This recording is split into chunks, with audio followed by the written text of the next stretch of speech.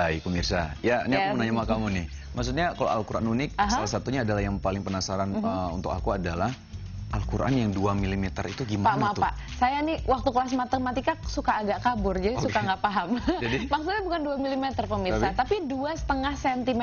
Tapi tetap aja gimana nulisnya? Iya sih, kecil banget ya. Iya. Masya Itu Allah katanya kalau nggak salah punya orang Pakistan. Daripada kita salah, langsung aja kita saksikan beritanya berikut ini.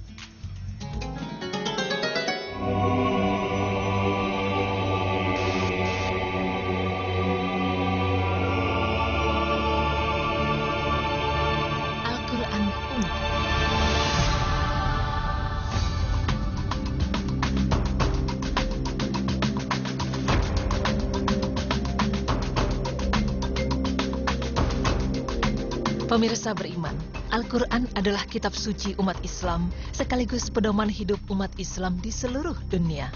Umat Islam percaya bahwa Al-Quran merupakan puncak dan penutup wahyu Allah yang diperuntukkan bagi manusia dan bagian dari rukun iman yang disampaikan kepada Nabi Muhammad SAW melalui perantara malaikat Jibril.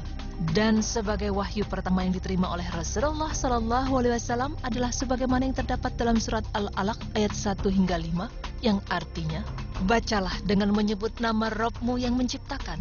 Dia telah menciptakan manusia dari segumpal darah. Bacalah dan Rabb-mu lah yang maha pemurah, yang mengajar manusia dengan perantara kolam atau pena.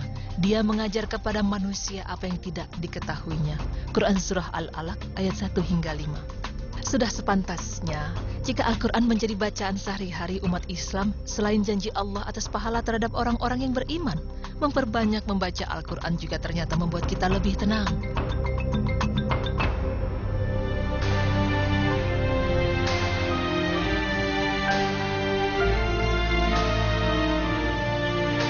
Sekarang telah banyak sekali variasi-variasi Al-Quran yang semakin menambah minat umat muslim untuk membacanya. Kali ini, tim Berita Islami Masa Kini akan menyajikan informasi tentang Al-Quran unik.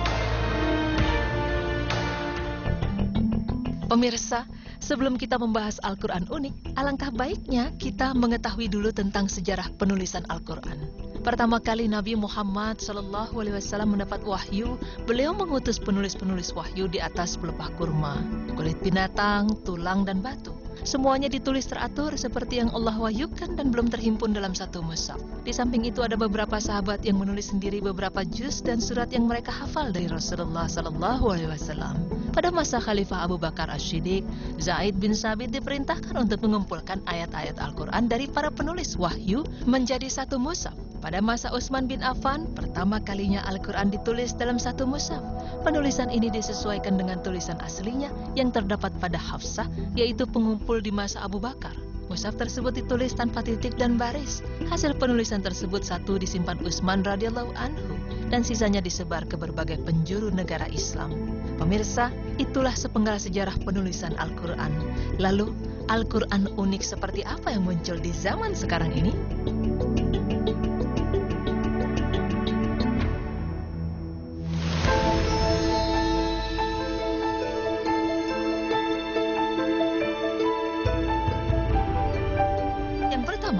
Yaitu Al-Quran termahal dan termewah di dunia. Sebuah perusahaan permata di Saudi Arabia yang sedang mempersiapkan sebuah Al-Quran yang akan menjadi Al-Quran termahal di dunia. Al-Quran ini memiliki berat 2 kg dan di setiap tulisan-tulisan kaligrafinya dicetak menggunakan tinta dari emas. Al-Quran yang sengaja dibuat khusus ini telah menelan biaya produksi sebesar 2,5 juta real Arab Saudi atau yang kira-kira setara 1,5 miliar rupiah. Al-Quran ini dilengkapi dengan tafsir dan diterjemahkan ke beberapa bahasa.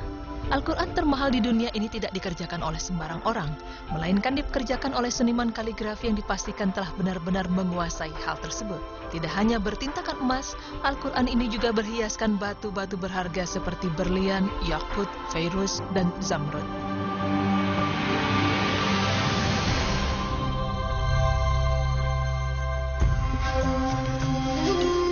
Berikutnya adalah Al-Quran pahatan kayu terbesar di dunia.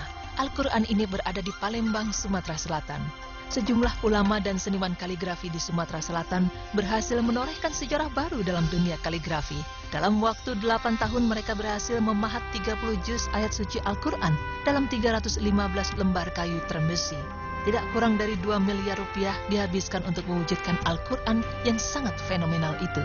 Al-Quran ini terbuat dari kayu trem besi dengan ukuran yang terbilang tidak main-main. Setidaknya 40 meter kubik kayu trem besi dihabiskan untuk membuat Al-Quran ini. Masing-masing lembar Al-Quran memiliki panjang 2 meter dan lebar 1,2 meter. Setiap tepi lembar Al-Quran dihiasi dengan ukuran ornamen khas Palembang. Al-Quran yang terdiri dari 630 halaman ini juga dilengkapi dengan tajwid serta doa khataman bagi pemula.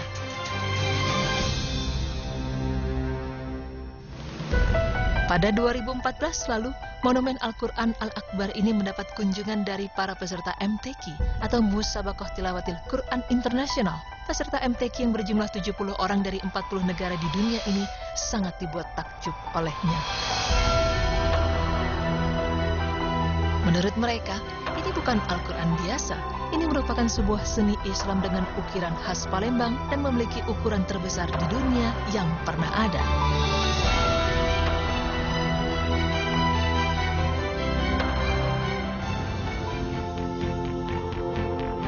Al-Quran unik berikutnya adalah Al-Quran terkecil di dunia. Al-Quran ini adalah milik jamaah asal Pakistan yang bernama Kafil Ahmed. Al-Quran yang panjangnya hanya kurang dari 2,5 cm ini dikategorikan sebagai kitab suci Islam terkecil di dunia oleh Museum Nasional Pakistan. Namun beberapa lembar Al-Quran mungil ini telah rusak. Karena ukurannya yang sangat kecil itu, sejumlah kolektor buku langka dan beberapa museum berminat untuk membeli Al-Quran tersebut dengan harga mahal. Namun ia menolaknya dengan alasan bahwa itu adalah pusaka keluarganya. Dan kini Ahmed berencana untuk mendaftarkan Al-Qurannya sebagai Al-Quran terkecil di dunia pada rekor dunia atau Guinness Book of World Records. Pemirsa beriman, Al-Quran unik tersebut membuktikan seberapa indahnya agama Islam.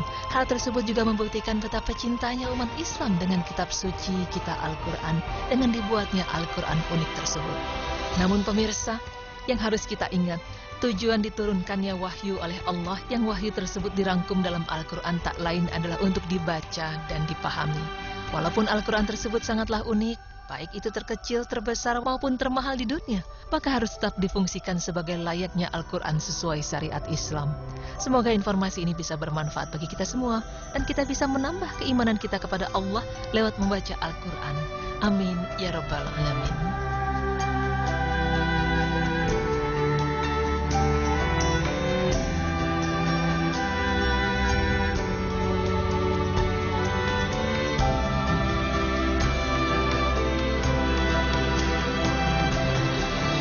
Masya Allah ya pemirsa ya, pembahasan kami tadi soal Al-Quran terunik bukan untuk saling membandingkan dan mengkompetisikan mana yang terbaik, tapi ini sebenarnya adalah bentuk cintanya kita terhadap Al-Quran dan digambarkan dengan cara yang lain. Pertama dengan di Palembang mengukir Al-Quran dengan kayu, Masya Allah. Terus terbesar itu, betul sekali. Dan di Arab Saudi tadi dengan tinta emas ya, mahal sekali. Sekitar 2,5 juta real. Yes. Masya Allah besar sekali dan memang dari Al-Quran tersebut bahan-bahannya seperti tintanya emas, terus ada beberapa bahan berlian, ada batu permata dan batu-batu berharga lainnya. Terus ada juga yang sebenarnya yang unik tuh yang kecil itu ya. Kecil banget, saya tidak terbayangkan bagaimana ketika orang itu menulisnya lalu membacanya. Gimana kira-kira? Pasti pakai kaca pembesar itu kan?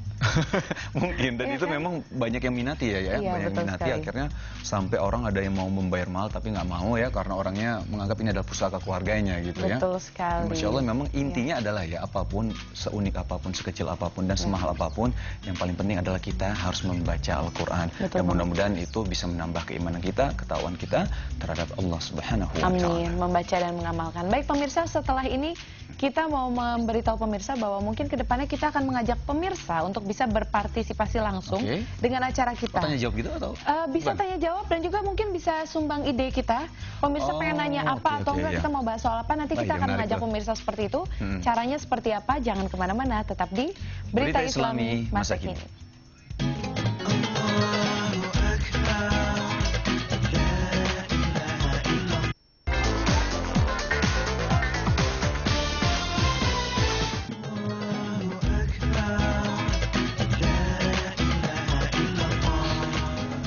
Baik, ya. Ya, ini sebelum di akhir acara ya, kita mau sampaikan tentang tadi ya, bilang bahwa ada memang bagaimana caranya ketika teman-teman mau interaktif nih. Benar banget, karena banyak sekali sahabat dari Berita Islami Masa Kini yang bertanya, saya mau dong dibahas soal ini, mungkin kita ada pertanyaan-pertanyaan dari hati yang pengen banget dijawab sama Berita Islami Masa Kini ya, Mas Tim ya.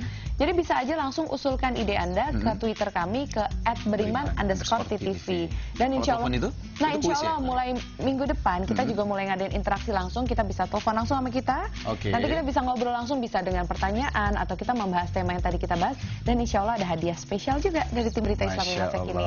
Jadi dapat ilmu juga, kita bisa ngobrol langsung ya. Dan kita bisa silaturahmi pastinya. Makanya pemirsa, jadikan Anda sebagai pemirsa setiap Berita Islami Masa Kini. Besok jangan lupa saksikan hanya di Trans TV milik kita bersama. Wassalamualaikum warahmatullahi wabarakatuh.